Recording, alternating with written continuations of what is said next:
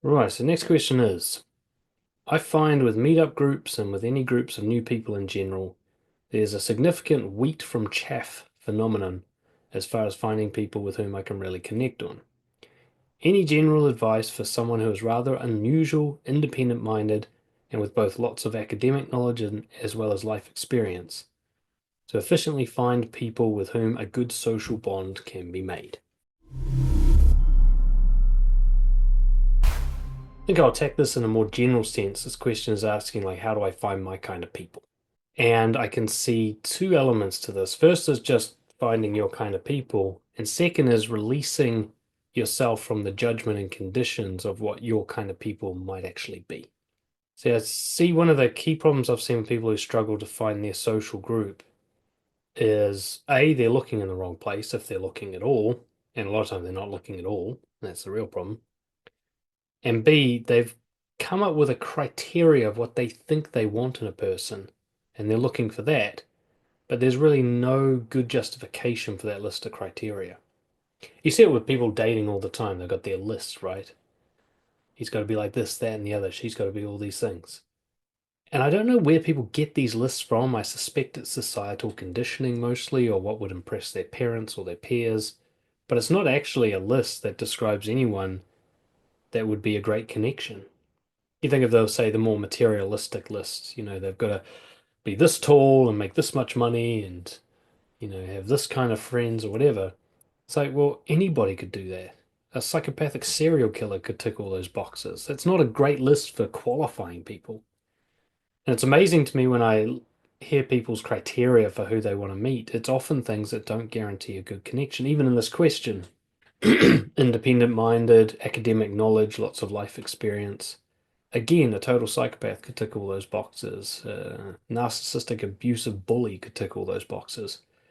So those aren't great criteria for qualifying a decent connection with someone. So one of the problems is we go looking for things that we think are on the list when we really should be looking for values. Now, I'm not going to overlook that this person wants to meet people who, say, want to have intelligent academic conversations, and that is possible, but they might be limited in their head as to who's capable of such conversations. See, one way to read this question is that this person is disqualifying a lot of people. They have to be unusual. They have to be independent-minded. They have to have lots of academic knowledge and life experience. Think of how many people that list cuts out. It cuts out anybody who kind of is normal, you might say, somebody who sort of fits into the social norms. Now, there's nothing to say that's actually a bad person. And somebody being authentic might still do that. There are people out there for whom a 9 to 5 job and 2.5 kids with a white picket fence and going fishing on the weekend is exactly who they are. And they're not pretending or trying to fit in, they just happen to line up with what everybody else is pretending to do.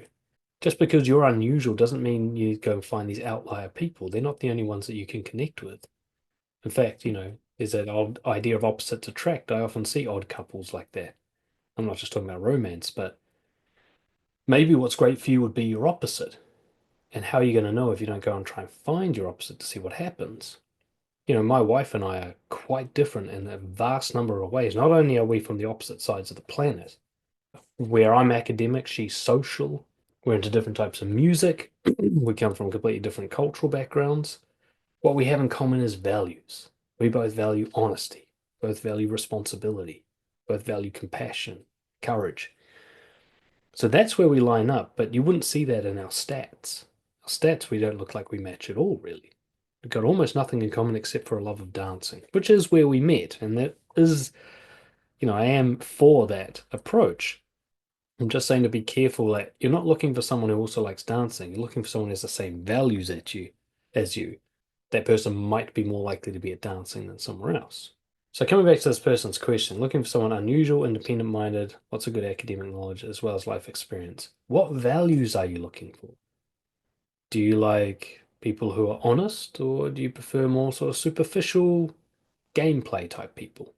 Neither are right or wrong, but just which do you prefer? What do you think would light you up to be around? The people you have loved in the past, the people you have connected well in the past, what kind of values did they live by? What kind of people do you admire? and respect. You say independent-minded. Why that? And that can be another way to address the criteria on your list. Why have you got this on your list? What does it mean to you? Does it mean that you want somebody who thinks in a free way, somebody who isn't completely controlled by their biases, somebody who's open-minded, humble? Well, that's fine. You don't need to find an academic person to find that. There might be a laborer, janitor somewhere who's got a great open mind. I don't want you to lose the possibilities. Lots of academic knowledge. I think what you've got going on here, because I know the person obviously who sent this in, is you're looking for your match to have the same common interests. I think we're raised to believe that connection comes from commonalities. And I think that's half true.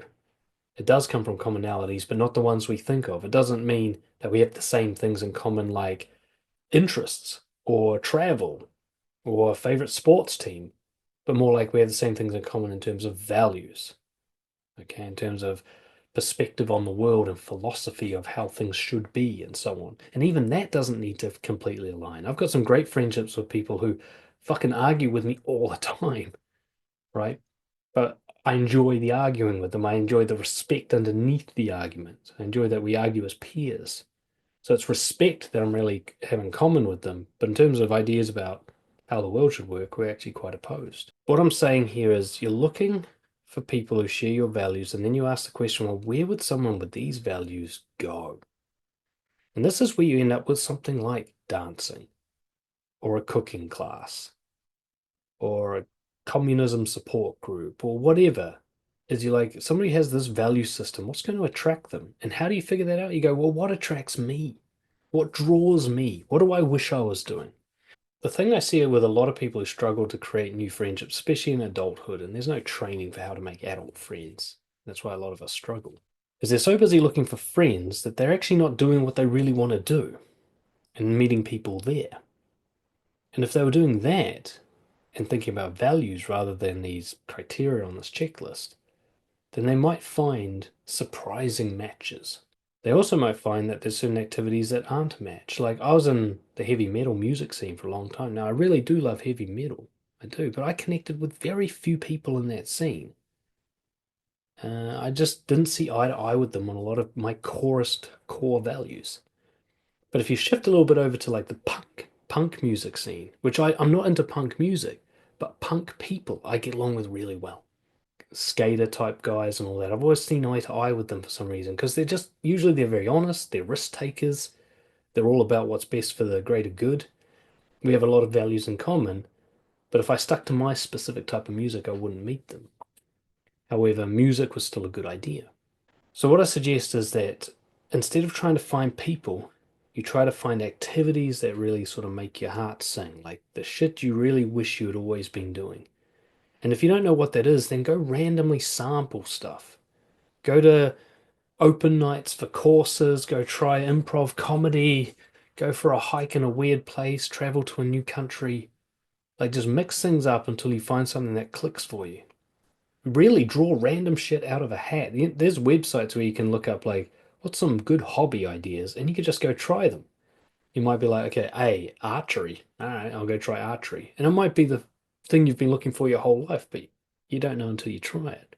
So you start with activities that you really love, activities especially that would draw out your value. So like if you've got the value of courage, then you're looking for an activity that makes your heart pump and puts you under challenging pressure and requires some sort of competitiveness or some sort of risk taking, right? You're looking for, you might get into MMA or rock climbing or hell, even chess, right? Just something that challenges you. And then you're going to be finding other people who like a challenge and therefore live by the value of courage too. So you've upped the likelihood. Whereas if you were to find something very, I don't know, safe, like a book club, you're probably not going to find people there for the primary reason of being courageous. That doesn't mean that they're cowards at book clubs, but you're looking to increase the odds of somebody having the same values as you. You might say value honesty. And so you try Toastmasters, and maybe the particular group you're in are more sort of superficial and trying to put on a good show rather than speak the truth. And then you go to a different Toastmasters in another part of town and they're really vulnerable and honest. Or maybe you go to a men's group or whatever, and then you start finding these honest people. So know your values before you start trying to socialize. Because otherwise, you're going to default to some bullshit criteria list that somebody else probably conditioned you to have, or many thousands of people conditioned you to have. And it's a distraction. It doesn't actually give you good criteria for finding someone. So, I hope that answers the question. It's a tough one to answer, but get out there and experiment as much as possible. Try lots of things, meet the people while you're there, be as openly yourself with them as you can be, and this will quickly be answered for you in real time.